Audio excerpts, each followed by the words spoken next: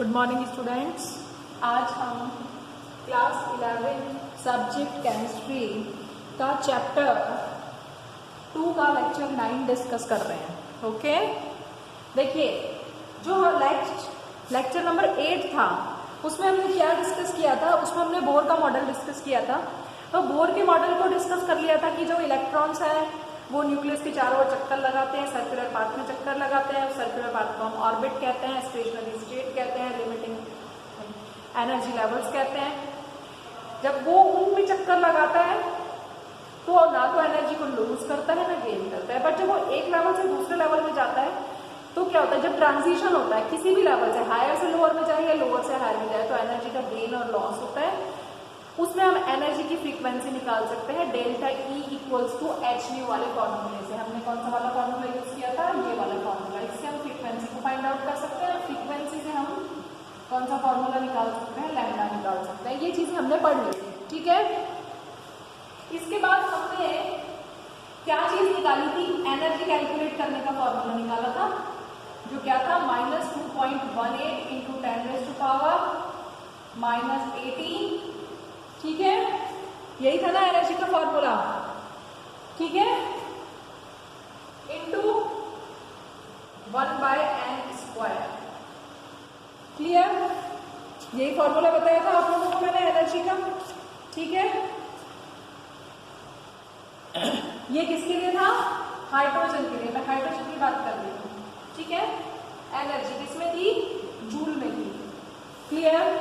अब आपको यहाँ पर ये देखना है ये जो एनर्जी है ये नेगेटिव में कैसे है, ये क्वेश्चन अराइज होता है। ये नेगेटिव में कैसे है एनर्जी, देखो जब इलेक्ट्रॉन, ये तो एनर्जी है, जब इलेक्ट्रॉन, ये आपका एटम है, ये न्यूक्लियस है और ये ऐसे शेल्स बने हुए और ऐसे कितने बने हो सकते हैं, इंफिनिटी तक बने हो सकते हैं, एन की वैल्यू इंफिनिटी तक हो सकती है।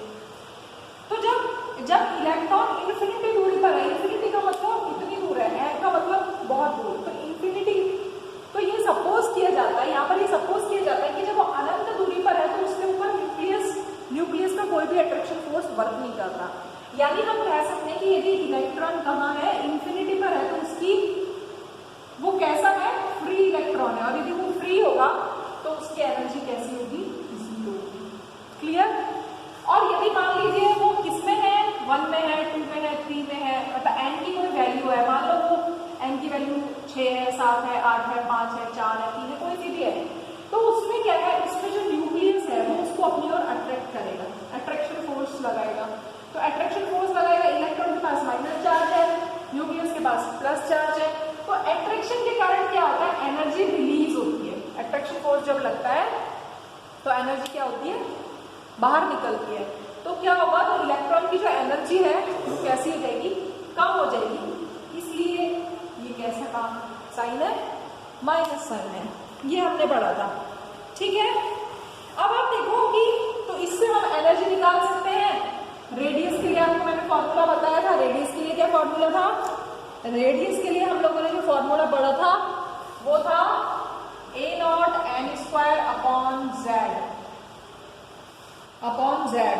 ठीक है।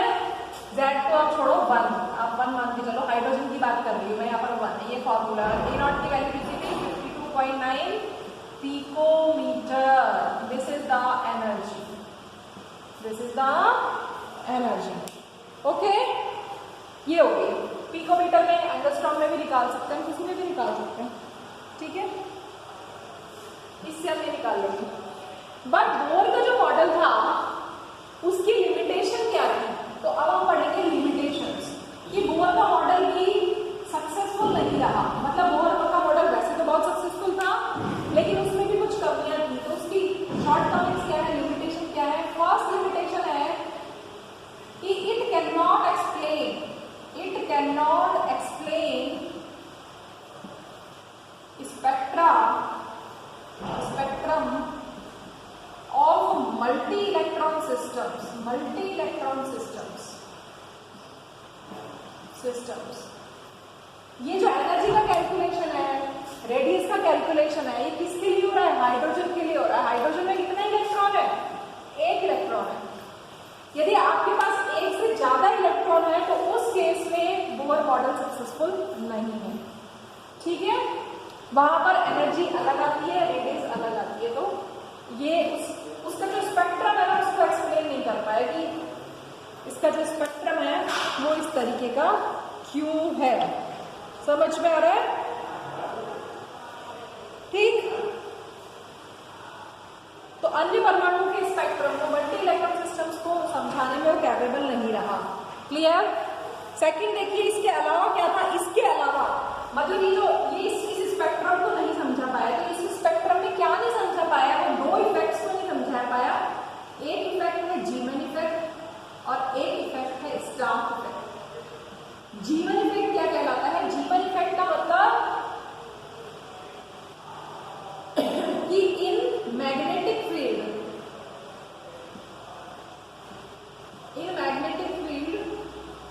Splitting of line,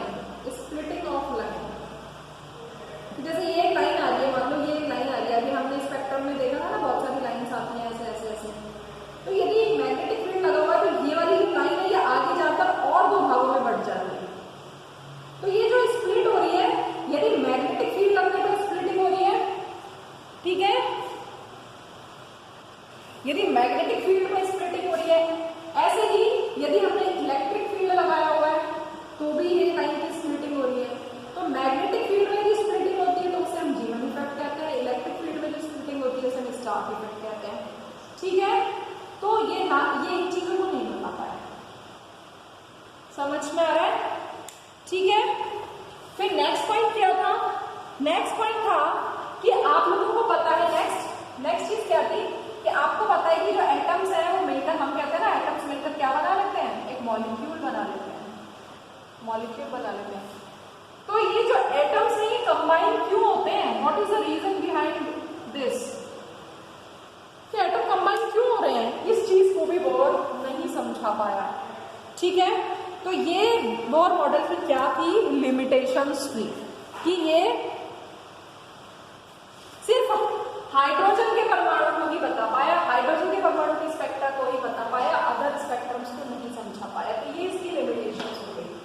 clear?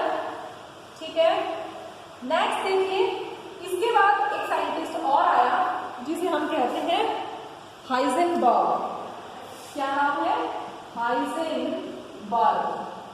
Heisenberg ने एक रूल दिया जिसे हम कहते हैं हाइजेनबर्ग्स अनसर्टेनिटी प्रिंसिपल। अनसर्टेनिटी प्रिंसिपल क्या कहता है हाइजेनबर्ग अनसर्टेनिटी प्रिंसिपल? ये कहता है, ये एक जर्मन साइंटिस्ट था, इसने क्या कहा, इसने कहा कि delta X into delta P is greater than और इक्वल टू एच अपॉन 4 पाई। ये रूल दिया था इसने। क्या कहता है ये रूल? ये रूल कहता है कि वी कैन नॉट, क्या कहता है ये कहता है कि इट इज इम्पॉसिबल। इसका रूल क्या है, मैं यहां पर लिख रही हूं कि it is impossible to determine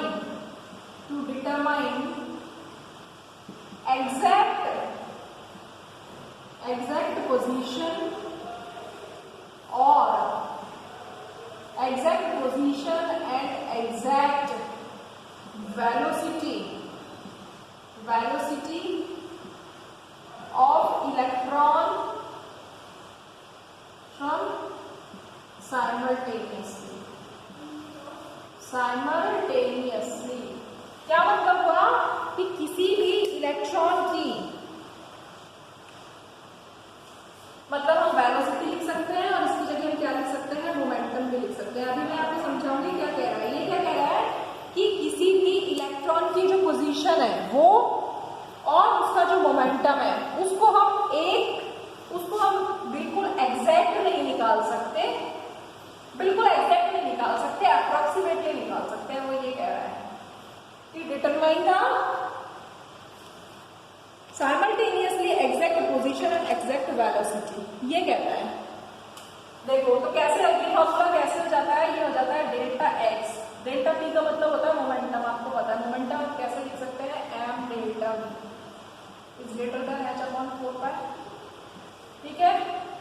क्या हो गया, delta X into delta V physical to greater than h/4 m। ये m जो है वो नीचे आ गया, ये है। अब ये डेल्टा एक्स क्या है, ये है अनसर्टेनिटी, अनसर्टेनिटी, अनसर्टेनिटी इन पोजीशन, इन पोजीशन। और ये क्या है, delta we uncertainty in velocity. क्या मतलब हुआ अनसर्टेनिटी का मतलब कि यदि ये न्यूक्लियस है और यहाँ पर ये इतने सारे ये हैं, इनमें इलेक्ट्रॉन चक्कर लगा रहा है, तो जब इलेक्ट्रॉन चक्कर लगाता है, रोटेट करता है सर्कुलर पाथ में, रिवॉल्व करता है न्यूक्लियस के अराउंड, तो उसकी कुछ ना कुछ वेलोसिटी होती है और उसकी कुछ पोजीशन होती है। यदि हम इसकी वेलोसिटी सही निकाल रहे हैं तो इसकी पोजीशन को हम मालूम नहीं कर सकते, और यदि हम इसकी पोजीशन को सही निकाल रहे हैं तो इसकी वेलोसिटी को मालूम नहीं कर सकते। मतलब मालूम तो कर सकते हैं लेकिन दोनों की एग्जैक्ट पोजीशन को मालूम नहीं कर सकते। यदि एक की एग्जैक्ट पोजीशन को मालूम करेंगे तो इसकी एग्जैक्ट पोजीशन, क्यों, क्योंकि यदि इसकी पोजीशन यहाँ है, इसकी वेलोसिटी निकालेंगे इतनी देर में आगे चला जाएगा ना, तो कैसे कैलकुलेट करेंगे, समझ में आ रहा है। तो एग्जैक्ट पोजीशन को डिटरमाइन करना क्या है, इम्पॉसिबल है, ये उसने कहा था। ठीक है, ये जो रूल है ये किसके लिए लगता है, ये माइक्रोस्कोपिक बॉडीज के लिए एप्लीकेबल है, माइक्रोस्कोपिक बॉडीज के लिए, वो बॉडी जिनका मास कम है उनके लिए ही।